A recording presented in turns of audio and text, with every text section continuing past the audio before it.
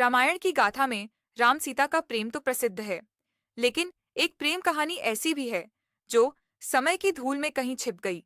लक्ष्मण और उर्मिला की यह सिर्फ एक प्रेम कहानी नहीं, बल्कि त्याग, रहस्य और चमत्कारों से भरी ऐसी कथा है जो आपको अंत तक बांधे रखेगी।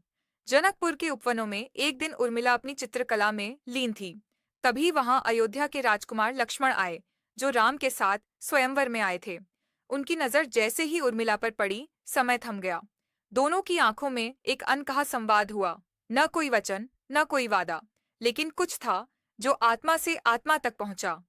लक्ष्मण उग्र स्वभाव के थे, लेकिन उर्मिला की शांति उनके मन को भिगोने लगी। हर दिन उपवन में मिलने के बहाने बढ़ने लगे। उर्मिला ने उन्हें शिव की कहानियां सुनाई और लक्ष्मण ने उन्हें धनुर्विद्या के रहस्य बताए।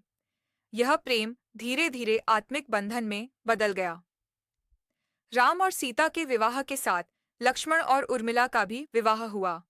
परंतु विवाह के कुछ ही दिनों बाद वनवास का वचन आया। लक्ष्मण ने राम के साथ वन जाने का निश्चय किया। उर्मिला ने मुस्कुराकर विदाई दी, लेकिन रात में मंदिर में जाकर शिव से एक अनोखी प्रार्थना की। प्रभु, मेरे प्राण बिना चले जाएं, पर मेरी नींद लक्ष्मण को ना छुए। वो 14 वर्ष जागें, राम की सेवा करें, मेरी आंखों से उनकी नींद निकल जाए।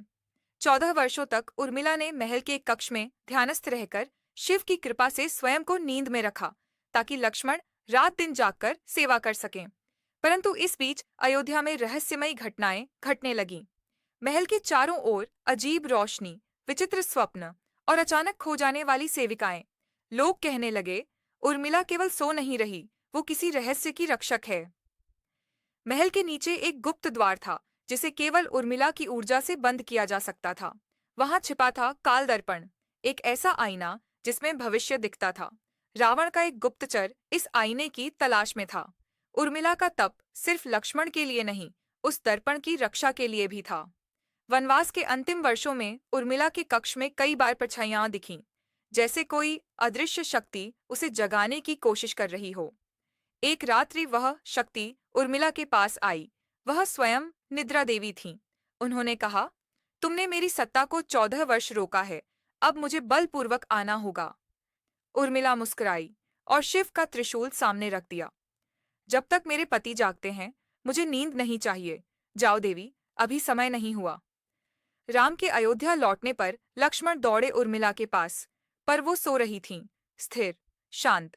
जब लक्ष्मण ने उनका हाथ पकड़ा, तभी उनकी आंखें खुलीं, जैसे किसी कालचक्र का द्वार टूटा हो। एक प्रकाश फैला और काल दर्पण स्वतः प्रकट हो गया। उसमें दिखा, यदि उर्मिला जाग जाती तो लक्ष्मण युद्ध में मेघनाद से हार जाते। उर्मिला ने मुस्कुराकर कहा, प्रेम केवल साथ रहना नहीं, कभी कभी बिछड़कर उसकी रक्षा करना भी होता है। हर हर महादेव।